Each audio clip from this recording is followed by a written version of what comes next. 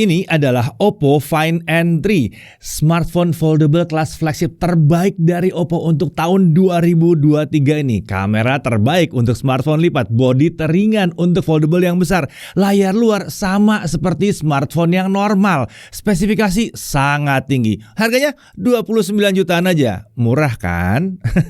Bagi kami, melihat kemampuan dan fiturnya, ini sih murah. Ingat ya, murah itu bukan berarti semua orang bisa beli.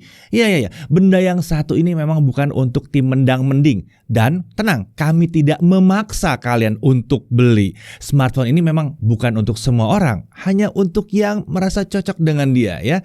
Nah, ketimbang baper dan menghujat, nggak ada salahnya kan kita mempelajari. Ini kan teknologi yang kekinian sekali, bahkan mungkin yang akan diadopsi ke masa mendatang ya. Belajar lebih tentang teknologi baru tentunya akan menambah wawasan kan, daripada julid-julid di mana-mana, iya nggak? Jadi nonton dulu sebelum komentar ya, supaya komentarnya kelihatan cerdas. Nah, apa sih yang membuat dia jadi super premium? Pengalaman seperti apa yang ditawarkan oleh foldable dari Oppo ini? Nah, mari kita bahas.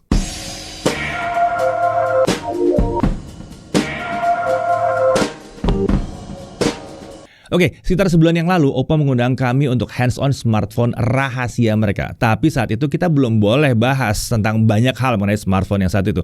Kondisi smartphone pun harus dimatikan ya, kameranya mesti tutup. Nah, kalau sekarang kita sudah bisa bilang bahwa yang kami coba waktu itu adalah Oppo Find N3 atau N3 ya.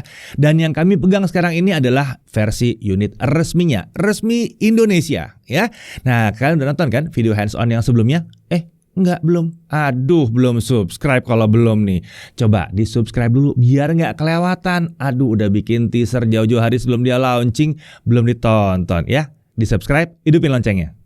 Oke, sekarang mari kita mulai pembahasan si Oppo Find N3 ini. Kita mulai dari paket penjualan dulu ya. Nah, Oppo ini cukup niat kalau urusan packaging smartphone flagship. Bisa kita lihat pengalaman unboxingnya kerasa premium banget. Di dalam boxnya kita bisa langsung lihat unitnya. Lalu di bawahnya ada charger Superfook 67 watt.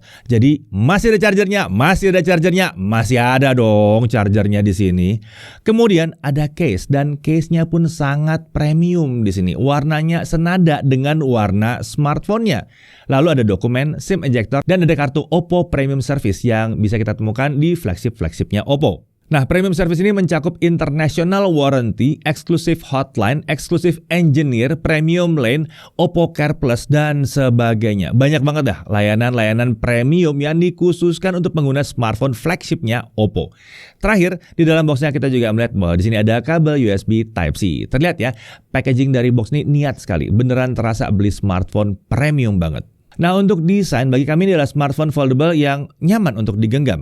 Dibanding pesaingnya, ketebalan bodinya terhitung lebih tipis. Menggenggaminya serasa megang smartphone non-foldable dalam kondisi tertutup. Dimensi dalam kondisi tertutup ini adalah 85,5 x 73,3 x 11,7 mm.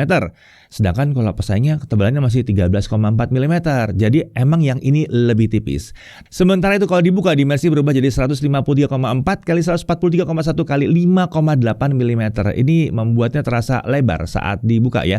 Dan bobotnya juga tergolong ringan ini untuk sebuah smartphone foldable yang besar gini. Hanya 239 gram untuk versi warna classic black dan 245 gram untuk varian warna champagne gold seperti yang kami pakai ini ya. Kalau pesaingnya sih di atas 250 gram semua ya. Untuk perbedaan berat antara kedua warna itu kemungkinan karena material back cover yang berbeda. Yang hitam itu pakai leather, sementara yang emas ini menggunakan kaca ya. Nah, untuk finishing back covernya ini juga terasa sangat halus serta tidak mudah meninggalkan bekas sidik jari.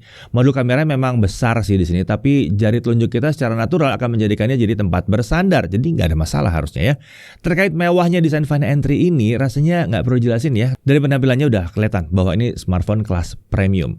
Nah, untuk frame smartphone ini bahannya tentunya metal. Untuk hinge atau engsel, Oppo menyebutnya sebagai third generation flexion hinge. Material hinge yang digunakan adalah perpaduan aircraft grade steel dipadukan dengan zirconium based liquid metal untuk beberapa komponen di dalamnya.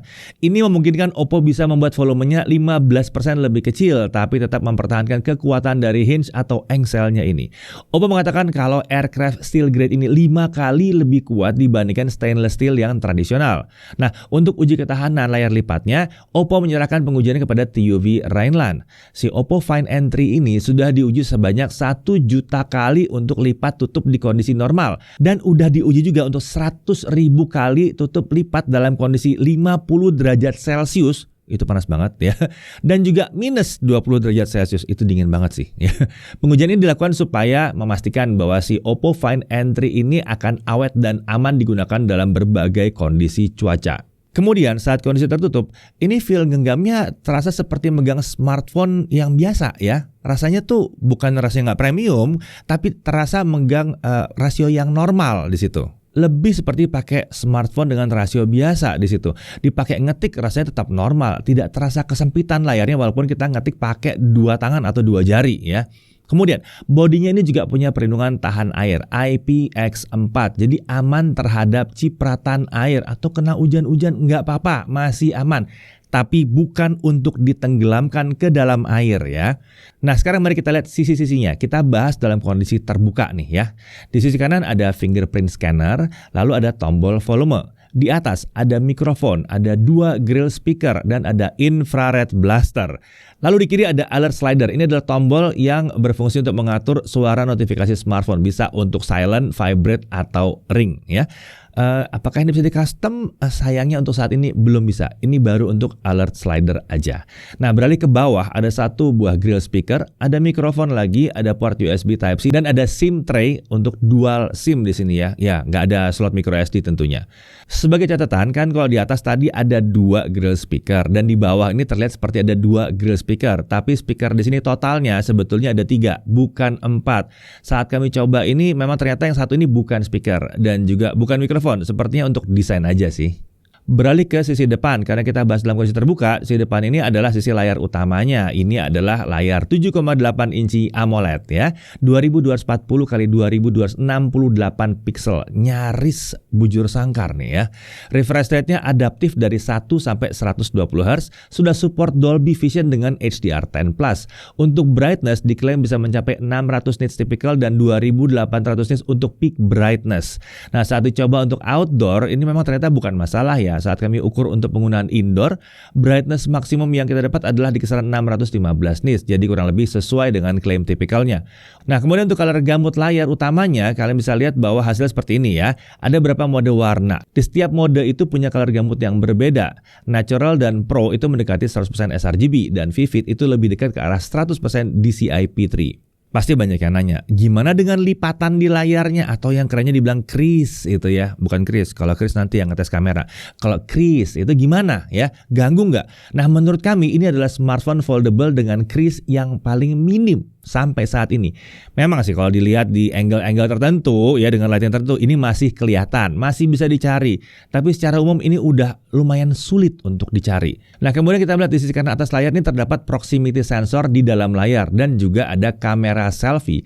Ini adalah kamera selfie 20 megapiksel, bukannya f2.2, field of view-nya 91 derajat dan fixed focus. Ini kemampuan perekaman videonya sampai dengan 4K 30 fps. Di sini belum bisa ada 60 fps ya, hanya 30 fps aja. Untuk 1080p juga demikian. Nah, hal yang menarik di sini adalah karena kameranya bukan kamera yang di bawah layar. Ya, kalau kamera di bawah layar tuh selalu terganggu dah kualitasnya, ya. Jadi ini harusnya kualitasnya lebih optimal. Nanti kita cek di pengujian kamera. Beralih ke sisi belakang. Di sini terdapat setup 3 kamera dengan 1 LED flash di pojokan. Kamera utamanya 48 megapiksel. Ini adalah Sony Lesia T808. Ya, yang satu ini adalah sensor kamera yang baru banget dari Sony. Ukuran sensornya adalah 1/1,43 inci. Bukaannya adalah f1.7. Ini udah autofocus, udah optical image stabilizer tentunya. Perekaman video tuh up to 4K 60. Jadi 4K 60 fps. Untuk 8K emang belum didukung sini ya. Tapi selama 4K 60-nya beres sih kami nggak komplain ya. 8K itu atau 8K belum se-esensial itu untuk saat ini. Lalu untuk kamera ultra wide ini 48 megapiksel juga. Ini pakai Sony IMX581, sensornya setengah inci, bukan f2.2.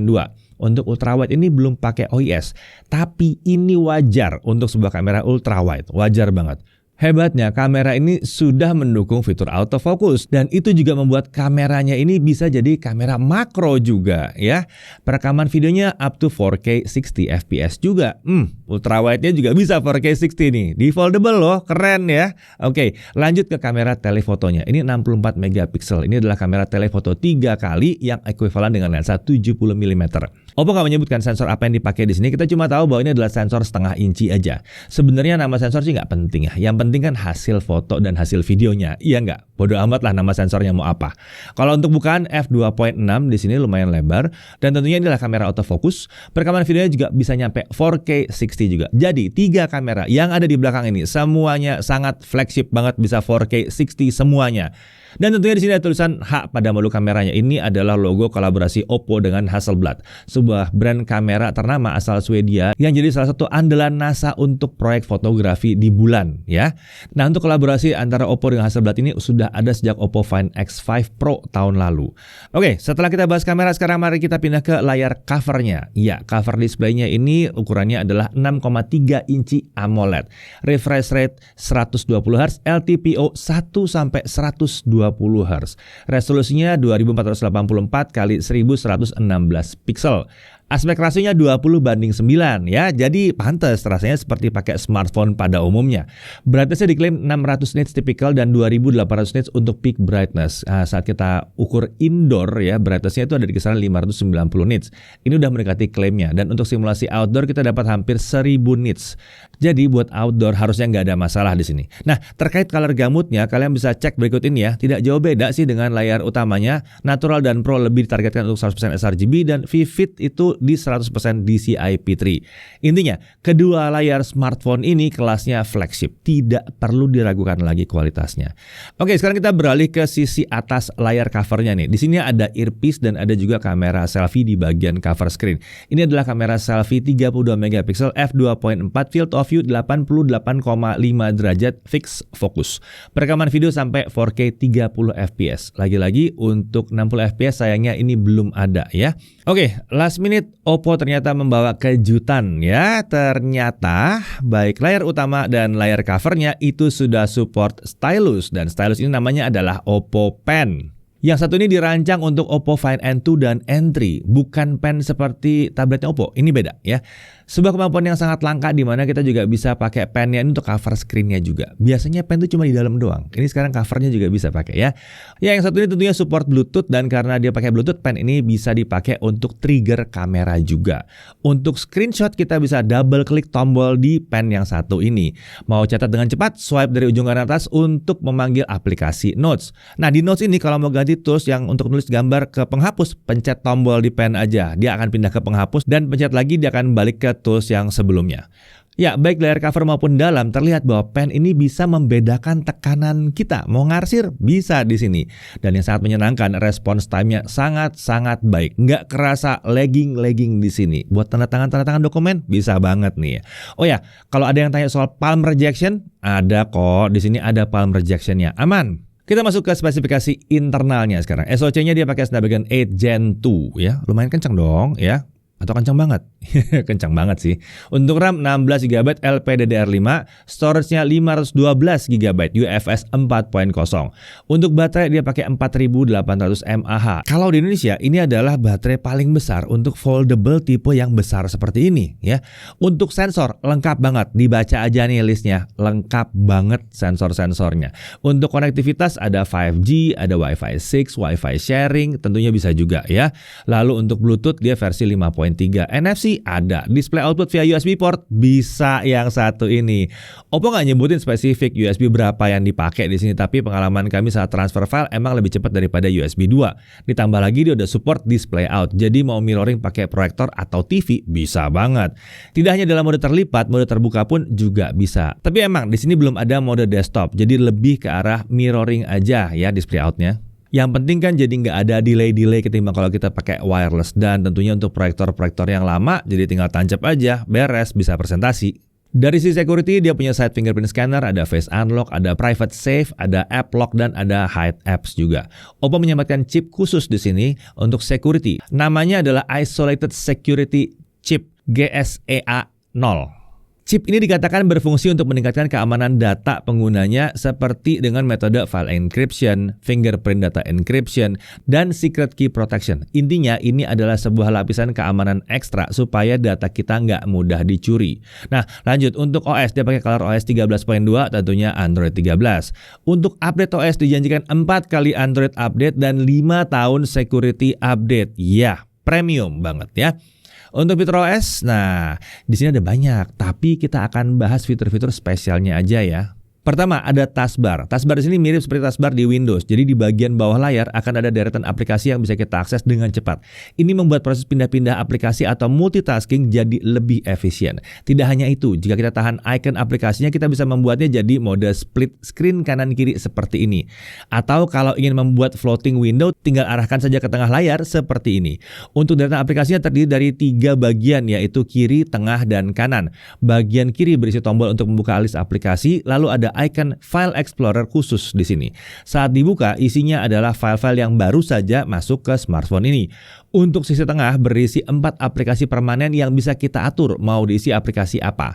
Tinggal drag and drop saja dari home screen. Jumlahnya untuk saat ini emang hanya 4 aplikasi aja, belum bisa lebih ya. Kemudian di kanan itu berisi beberapa aplikasi yang baru saja kita buka atau istilah kerennya recent apps ya. Jadi jika kita ingin kembali ke aplikasi yang baru saja dibuka, bisa dipanggil dengan cepat. Kemudian ada split view. Dengan fitur ini kita bisa menampilkan lebih dari 1 aplikasi dalam satu layar. Skenario paling umum adalah 2 aplikasi bersebelahan seperti ini. Tapi di sini menariknya, kita bisa menambahkan sampai 3 aplikasi secara bersamaan. Bisa layout 3 aplikasi kiri kanan seperti ini. Atau 2 aplikasi di atas, 1 aplikasi di bawah seperti ini. Fitur ini memudahkan kita kalau memang kita butuh 3 aplikasi yang berjalan tampil dengan Windows yang besar.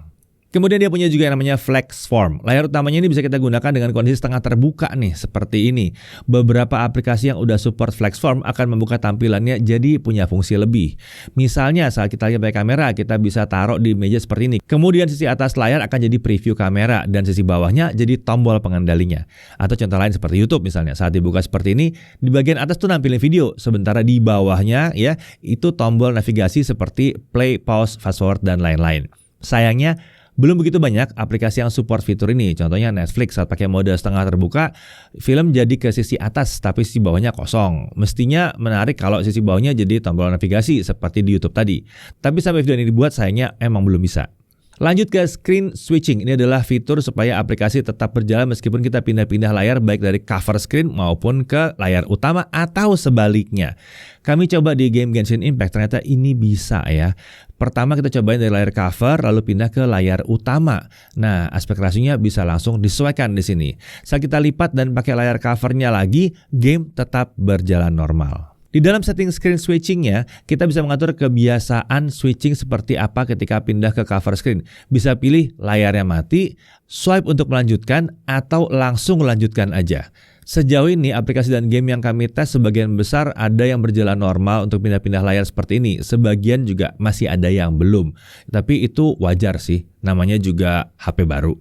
Oke, sekarang kita masuk ke benchmark. Kita udah mencoba benchmark pakai sisi layar cover dan layar utama, tapi ternyata hasilnya entah kenapa mirip-mirip aja. Untuk skor yang kami tampilkan kali ini adalah yang dari layar utamanya berarti ya, bukan yang dari layar cover ya. Terdapat fitur high performance mode di sini di dalam setting baterainya. Jadi ada skor tanpa HPM dan pakai HPM. Oke, ini Antutu 10. Bisa lihat ada beda antara HPM hidup dan HPM dimatikan. Ya, HPM hidup lebih kencang. Geekbench 6 bisa dilihat juga di sini perbedaannya tanpa dan pakai HPM. Ini single core-nya lumayan jauh ya bedanya ya. Kemudian untuk GFX Bench 1080p cartridge off screen. Di sini juga terlihat ada perbedaan walaupun nggak gitu signifikan. Lalu 3D Mark Slingshot Extreme Unlimited. Ini grafik skornya bisa dilihat ya memang ada sedikit perbedaan ya, nggak banyak. Overall dari benchmark ini tanpa high performance mode aja skornya sebenarnya udah tinggi, tapi saat diaktifkan emang jadinya lebih kencang lagi. Kita lanjut sekarang pengujian ke 3D Mark Solar Bay. Ini adalah benchmark untuk ray tracing. Ini hanya untuk membuktikan bahwa ray tracingnya bener bisa jalan sih sebetulnya ya. Untuk frame rate sendiri rata-rata masih di 20 fps. Skor yang wajar untuk ray tracing di generasi SoC yang satu ini. Nah sekarang mari kita lihat kalau kita melakukan stress test hasilnya seperti apa. Tanpa kipas dan dengan pakai kipas. Kita bisa lihat di sini 3D Mark Wildlife Stress Test ya. Ada HPM off, ada on, dan ada HPM on pakai kipas. Di sini kita bisa lihat bahwa kestabilannya ya masih nggak nembus 80% juga sih. Lalu untuk CPU throttling test selama 30 menit, di sini bisa dilihat juga ada perbedaan tapi nggak jauh-jauh amat sebetulnya. Memang sih skor maksimum saat HPM on ini lebih tinggi tapi cepat turun dan naik lagi ya. Alhasil grafiknya terlihat seperti sisir begini. Saat didinginkan bisa membaik tapi nampaknya kipasnya hanya kuat menahan performa sampai sekitar 16 menitan aja. Setelah itu tetap bisa turun lagi performanya. Ya tapi ini wajar sih sebetulnya karena bodinya tipis banget dan area pembuangan panasnya nggak terlalu besar. Oke, sekarang mari kita langsung masuk ke gaming. Nah untuk gaming supaya performanya maksimum tentunya kita pakai high performance mode dan di dalam setting games tool bawaan mode performanya kita setel ke pro gamer mode. Kita mulai dari Genshin Impact. Setting tentunya di highest 60 ya, kita traveling 30 menit seperti biasa. Untuk pertama kami coba dengan layar covernya dulu tanpa kipas. Untuk cover display framerate rata-rata di 54 fps. Untuk lebih detailnya framerate berjalan di 60 fps mulus untuk sekitar 13 menit. Setelah 13 menit ada penurunan framerate secara perlahan, tapi paling rendah hanya sampai 48 fps sampai pengujiannya selesai. Performa terhitung stabil dan penurunan performanya juga bertahap saat main, jadi nggak terlalu patah-patah gimana gitu ya. Ini termasuk sangat baik untuk pengujian tanpa kipas. Nah untuk suhunya di layar cover itu 39-42 derajat Celcius dan bodi belakang di 42-46 derajat Celcius. Titik terpanas ada di area bawah kamera. Penyebaran suhunya sendiri terbilang cukup baik ya, panasnya bisa menyebar hampir ke seluruh sisi. Kalau ingin performanya lebih tahan lama tinggal kipasin aja sih kalau udah gini caranya. Frame rate-nya bisa bertahan di 58-60 fps dalam 30 menit. Dan ini grafik frame-nya juga langsung jadi bagus begini ya sekarang ya. Nah sekarang mari kita coba kalau kita pakai layar utamanya yang besar nih dengan main display. Di sini frame rate bisa jalan 60 fps tapi sayangnya ini bertahan untuk sekitar 3 menit aja. Setelah 3 menit frame rate-nya langsung turun menuju 40-an fps. Setelah 10 menit frame rate-nya dibuat rata di 38 fps. Untuk suhu permukaan layar covernya itu ada di 35-44 derajat Celcius sementara bodi belakang di 34-44 derajat Celcius.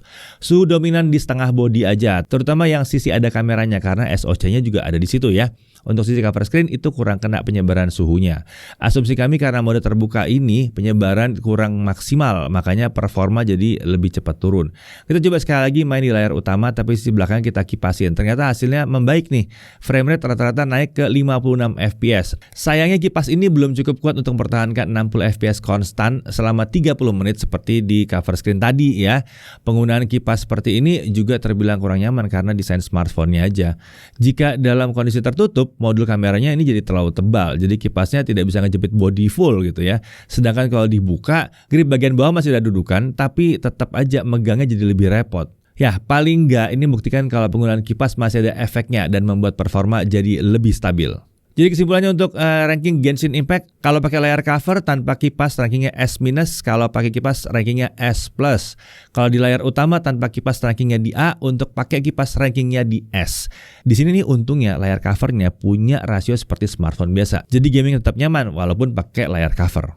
Oke, kita lanjut lagi ke pengujian game lainnya tapi kita langsung aja pakai layar utamanya aja ya. PUBG Mobile setting smooth 90 fps-nya terbuka di sini dan saat dimainkan emang cukup lancar di 85-90 fps, nggak ada masalah. Belum cukup berat untuk membuat cepat throttling dan main 2-3 match juga masih aman aja. Lalu Mobile Legends, setting grafisnya terbuka bisa sampai ultra, setting frame rate juga bisa sampai ultra. Ini setting tertinggi untuk saat ini. Lanjut ke Car X Street. Akhirnya game ini sudah terbuka opsi frame rate tingginya. Kita coba mainkan di setting grafis di nomor 5 dengan FPS limit dimatikan. Frame rate yang dihasilkan di sini adalah di kisaran 40-50 fps. Ya masih belum jelas apakah emang gamenya seberat itu atau memang benar-benar optimize dari developernya. Ini Snapdragon 8 Gen 2 loh. Ini aneh sih kalau belum super lancar di 60 fps. Tapi yang jelas overall game ini udah terhitung nyaman sih untuk dimainkan. Lanjut ke Honkai Impact 3. Setting preset di max dengan FPS kita bisa setel di 90. Saat dimainkan di stage biasa kita bisa dapat frame rate 50-an FPS. Untuk stage open world kita bisa dapetin rata-rata 40-50 FPS saat lagi battle. Bukan yang paling kencang tapi performanya ini sudah terhitung nyaman untuk dimainkan. Nah, ada sedikit catatan untuk game ini ya, yaitu terkait tampilan menu depan. Layoutnya ini akan jadi aneh saat pakai layar utamanya. Secara default, aplikasi atau game akan masuk ke mode full screen, tapi belum semua support aspek rasio yang tidak umum seperti ini. Jika ada masalah seperti yang di aplikasi atau game lain, solusinya adalah ganti aja setting display size-nya. Kita bisa ngatur rasio, mau 4:3, 16:9 atau full screen. Untuk game kayaknya akan lebih normal di 4:3. Kalau 16:9 akan menyisakan ruang kosong terlalu banyak di area atas bawah. Lanjut ke Honkai Star Rail, setting presetnya very high, FPS di 60, frame rate bisa jalan di 60 FPS untuk battle. Sementara untuk traveling di kota yang banyak NPC-nya ini masih bisa drop ke 40-an FPS. Ini hasil dalam kondisi adem ya, tapi sayangnya karena game ini lebih berat dari Genshin, performa tingginya hanya bertahan di bawah 5 menit saja. Setelah itu akan turun. Jadi sebaiknya pakai kipas kalau ingin dimainkan berlama-lama.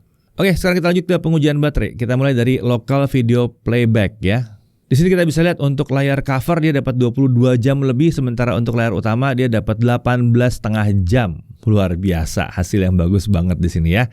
Lalu untuk YouTube streaming 1080p non HDR 30 menit dengan layar cover dan layar utama itu sama aja di 4% turun baterainya. TikTok kan itu juga sama, untuk duanya di 5% setelah 30 menit. Lalu untuk Genshin Impact 30 menit highest 60 ya. Kita bisa lihat sini kalau pakai layar cover selama 30 menit baterainya turun 13% tanpa kipas ya. Sementara untuk layar utama baterai akan turun 14% tanpa kipas dan 21% kalau dikasih kipas. Oke, sekarang mari kita lihat kecepatan chargingnya. Ingat baterainya 4800 mAh dan dia pakai charger Superbook 67 watt. Untuk 0 sampai 50% itu membutuhkan waktu 22 menit pengecasan aja. Sementara untuk dari 0 sampai full, dia hanya butuh waktu 52 menit saja. Jadi ini kencang ya. Oke, sekarang mari kita lanjut lagi ke pengujian kamera. Tapi tentunya seperti biasa, bareng sama Chris ya. Oke, singkat cerita, untuk smartphone foldable, kameranya Oppo Find N3 ini adalah yang terbaik. Kenapa begitu? Ayo kita lihat kemampuannya sama-sama. Oke, pertama saya mau cobain kamera selfie-nya dulu yang ada di cover screen-nya. Akhirnya flagship Oppo kamera selfie-nya bisa 4K videonya. Nice. Kamera selfie-nya ini punya kualitas gambar yang luar biasa, kelas flagship banget, dan detailnya juga tinggi ya. Dynamic range-nya juga lumayan oke, meski bukan yang terbaik. Kalau sisi gelap dan terangnya itu ekstrim, misalnya super backlight seperti ini, background masih overexpose, dan ini memang belum sehebat kamera utamanya. Ya, paling nggak wajah masih bisa terlihat dengan jelas lah ya. Di sini juga tersedia fitur bokeh video, dan hasilnya juga sudah cukup rapi. Intensitas bokehnya pun bisa diatur. Cuma sayangnya, fitur ini masih jalan di 1080p 30, belum bisa di 4K. Sekarang saya cobain kamera selfie-nya yang di layar utamanya. Kualitasnya juga bagus ya. Menurut saya ini langkah yang bagus, pakai aja model punch hole seperti ini untuk kamera selfie-nya. Karena kameranya ini bukan di bawah layar, kualitas kamera selfie-nya pun jadi bisa maksimal. Baik kamera selfie layar cover dan layar utama, keduanya sangat bisa diandalkan. Fiturnya pun sama, bisa rekam 4K 30, bokeh video Full HD 30 juga bisa, dan videonya tuh stabil. Sayangnya kedua kamera selfie-nya ini belum tersedia perekaman video 60 fps. Nah, untuk kualitas mikrofonnya, suara yang teman-teman dengar sekarang adalah suara langsung dari smartphone-nya. Saya nggak pakai mikrofon eksternal, jadi kualitas suaranya seperti ini kalau kalian pakai video atau mungkin untuk kebutuhan vlogging. Kebetulan di sini juga lumayan banyak angin ya, jadi mungkin sekalian lihat bagaimana dia menghandle suara angin. Apakah suara saya tetap jelas? Suara yang teman-teman dengar suara yang teman-teman dengar dari pembahasan kamera ini, voice over-nya saya merekamnya menggunakan mikrofonnya Oppo Find N3. Gimana teman-teman kualitas suaranya? Sekarang kita lanjut ke kamera utamanya. Ini saya langsung coba di resolusi 4K 60 fps. Videonya sangat stabil. Memang sudah seharusnya sih smartphone flagship 4K 60 fps bisa stabil. Dan kestabilannya ini tentunya berkat perpaduan optical image stabilization dan juga electronic image stabilization-nya. Untuk kualitasnya sendiri juga sudah luar biasa. Terlihat ya, HDR processing itu juga bisa jalan di 4K 60 fps. Nice. Di sini juga terdapat fitur 10-bit HDR Dolby Vision. Agak susah sih ngasih lihat bedanya. Buat saya pribadi sih di mode autonya udah cukup bagus HDR-nya. Fitur ini juga butuh device dan app yang kompatibel untuk playback atau untuk mengedit videonya. Sekarang kita lanjut ke kamera ultrawide. Menarik sekali ya, kamera ultrawide-nya bisa merekam video sampai 4K 60 fps. Ultrawide bisa 4K 60 fps. Tentunya videonya stabil, meskipun cuma electronic image stabilization, tapi stabilisasinya berjalan dengan baik. Detailnya juga termasuk tinggi untuk ultrawide flagship, dan dynamic range videonya juga bagus meski di resolusi seberat 4K 60 fps ini. Masih ada satu kameranya lagi, yaitu kamera telephoto 3X. Untuk merekam video juga sama ya, bisa sampai 4K 60 fps juga. Keren banget dah ketiga kameranya ini. Rata 4K 60 fps semua. Belum bisa 8K nggak gitu penting sih menurut saya. Masih lebih milih bisa 4K 60 fps di semua kamera dengan kualitas yang beres.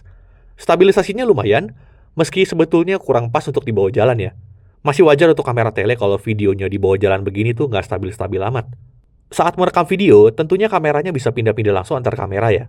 Tapi hanya untuk resolusi di bawah 4K 60 fps, dan ini masih terhitung wajar. Sayangnya, transisi zoom in zoom out-nya belum yang terhitung super mulus nih. Semoga bagian ini bisa ditingkatkan lagi.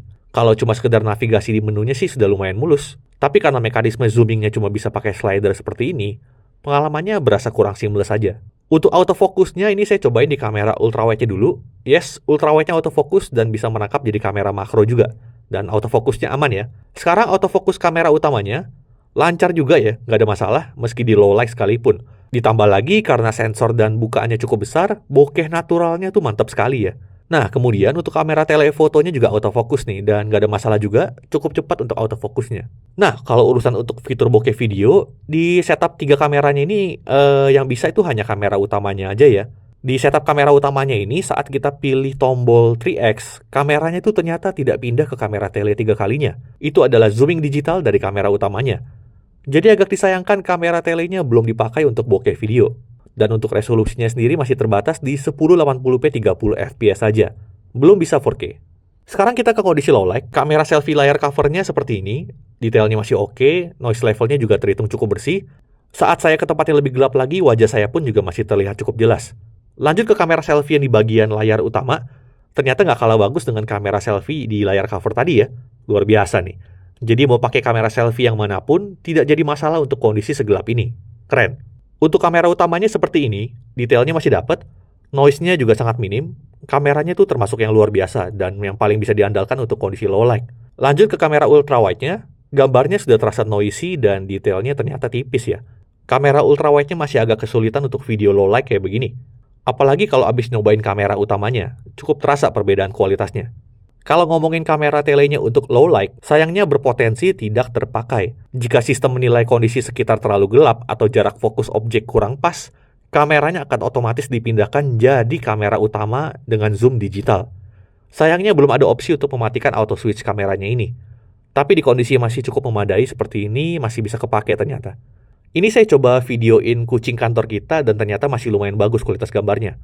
Meskipun ya belum sebaik kamera utamanya, itu wajar. Nah, kita lanjut ke hasil foto. Hasil fotonya gimana nih? Overall pengalamannya luar biasa untuk foto. Personal favorit saya ada di kamera telefoto 3 kalinya ini. Ini adalah kamera yang paling sering saya pakai untuk foto orang, apalagi pas pakai portrait mode. Hasilnya bisa kalian lihat sendiri deh. OIS-nya juga bekerja dengan baik, jadi saat foto nggak mudah blur karena tangan goyang. Pengalaman fotografi yang ditawarkan memang terbukti kelas flagship banget. Untuk foto kamera utama ya udah jelas luar biasa ya. Di sini juga disediakan opsi 2x digital zoom dan hasilnya juga masih cukup bagus. Tapi perlu diingat juga kalau 2x ini adalah digital zoom ya. Saat kita pindah ke kamera telefotonya, detailnya tuh lebih mantap lagi dah. Untuk kamera ultrawide-nya ternyata juga sangat bagus, detailnya tinggi untuk sebuah kamera ultrawide. Nah, kita lanjut ke kondisi foto-foto saat low light. Secara mendasar hasilnya masih cukup bisa diandalkan apalagi untuk kamera utamanya. Tapi pengguna harus lebih hati-hati sedikit saat pakai kamera ultrawide dan telefotonya. Auto night mode-nya membuat shutter speed lebih lambat, jadi kalau goyang dikit bisa blur fotonya. Untuk kamera selfie-nya saya menemukan hal yang aneh juga, di mana saat foto di area gelap, jadi terlihat ada kotak-kotak seperti ini. Tapi ini sepertinya cuma masalah software ya. Semoga segera ada perbaikan untuk hal ini. Nah, sekarang saya mau bahas sedikit tips mengenai kameranya ini. Karena ini smartphone foldable, ada beberapa fitur kamera spesial yang sangat berguna untuk pengalaman penggunaannya. Yang pertama tuh ada yang namanya dual preview. Dengan pakai fitur ini, model foto kita jadi bisa melihat dirinya sendiri. Jadi modelnya juga bisa menyesuaikan pose dan bisa ngarahin kameramennya mau fotonya kayak gimana. Saya ngasih lihat fitur ini ke orang-orang dan semuanya terkagum-kagum. Loh, kok bisa gitu sih? Wah, menyenangkan sekali lah foto-foto pakai Oppo Find N3 ini. Apalagi kalau lagi ngumpul gitu. Lalu tips berikutnya adalah, jika kita ingin selfie atau ngonten pakai kamera utamanya, kita juga bisa memindahkan tampilan menu kameranya dari layar utamanya ke layar covernya. Dengan metode seperti ini, kita bisa mendapatkan kualitas selfie terbaik dan kita juga bisa mengendalikan kameranya mana yang mau dipakai. Selfie rame-rame, kamera kurang lebar, pindahin aja ke kamera ultrawide-nya. Beres deh. Kemudian tips berikutnya adalah penggunaan flex form. Kalau kalian lupa atau malas bawa tripod, kita bisa pakai mode setengah layar terlipat seperti ini. Tinggal taruh di meja dan siap ngonten deh. Karena kamera selfie layar utamanya juga punya kualitas yang oke, jadi mau foto atau video hasilnya tetap bagus. Lalu tips berikutnya, kalau kita lihat di menu kameranya ini, di kiri atas ada tombol untuk membuat tampilan menu kamera bergeser ke kanan, dan hasil fotonya nanti ada di sisi kirinya. Ini akan bermanfaat sekali jika kita mau minta tolong orang lain, tolong fotonya kayak begini ya. Nah, orang awam pun akan jadi lebih mudah menyesuaikan komposisi fotonya. Gimana, keren kan? Fitur-fitur kamera seperti ini yang membuat pengalaman kamera di smartphone foldable jadi lebih canggih. Kemudian saya juga nyobain fitur ekstranya. Yang pertama saya coba itu ada slow motion.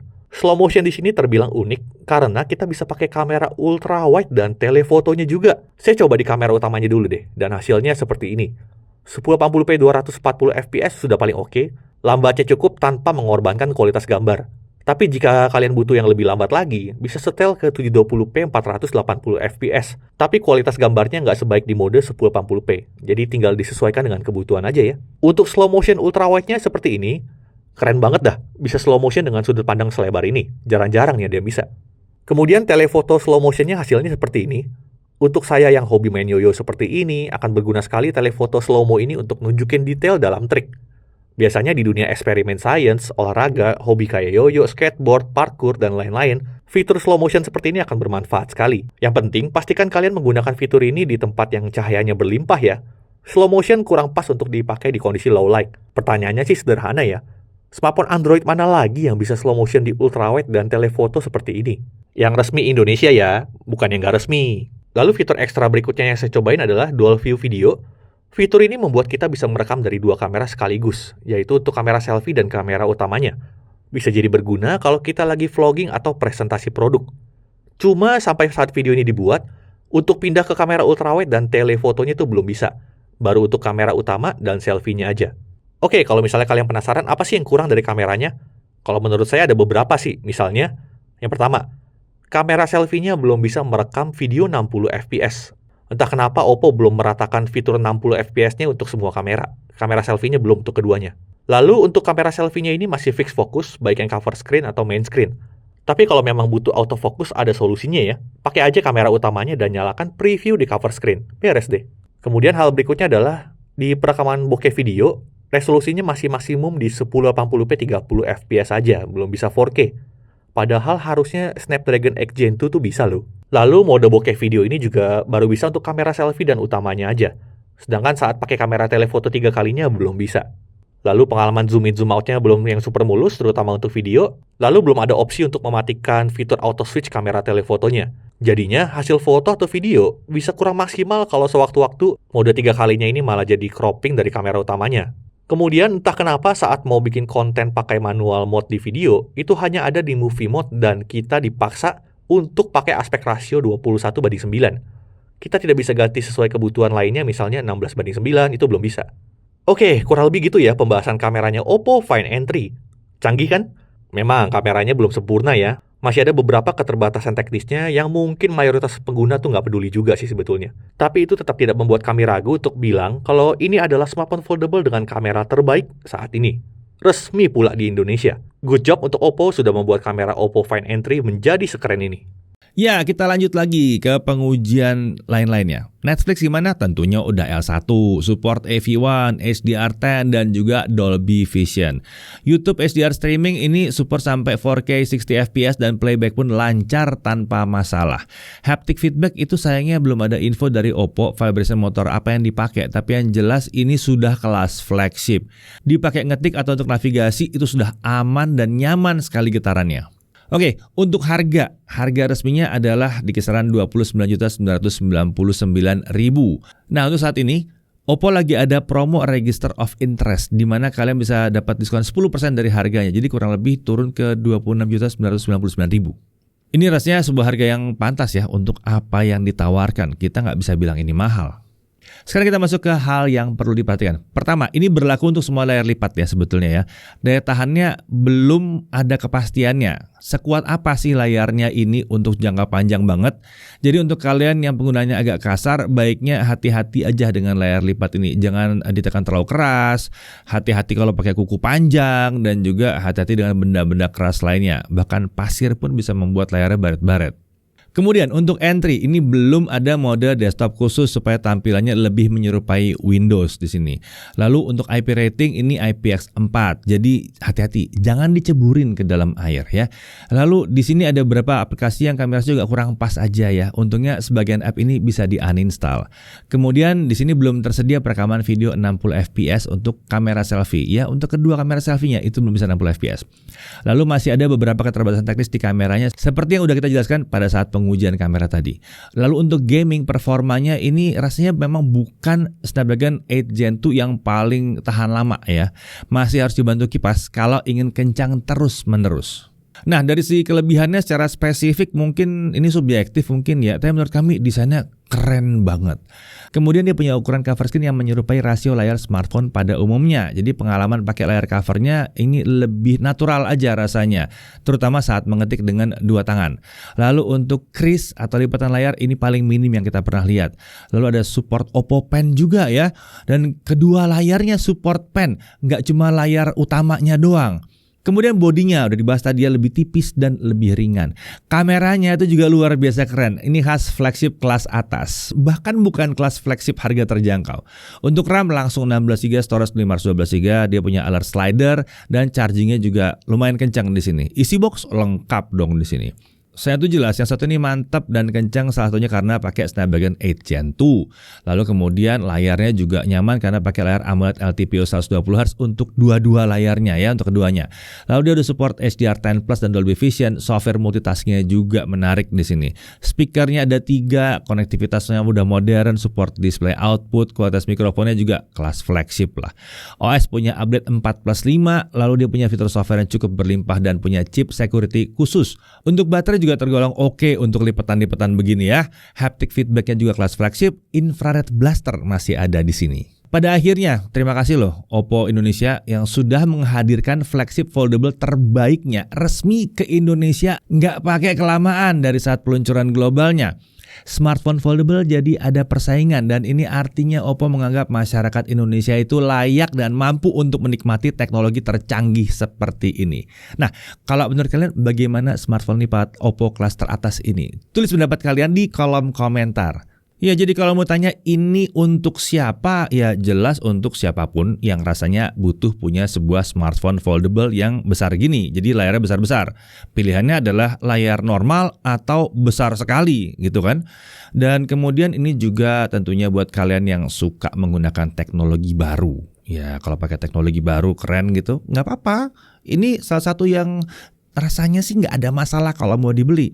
Karena kamera udah mantep banget tadi kan, performa juga udah mantep banget. Kemudian jelas buat yang sering kerja multitasking tapi pakainya smartphone. Kalau budgetnya emang masuk, ini mungkin salah satu smartphone paling mantep untuk multitasking. Apalagi kalau kalian tambahkan dengan pennya juga.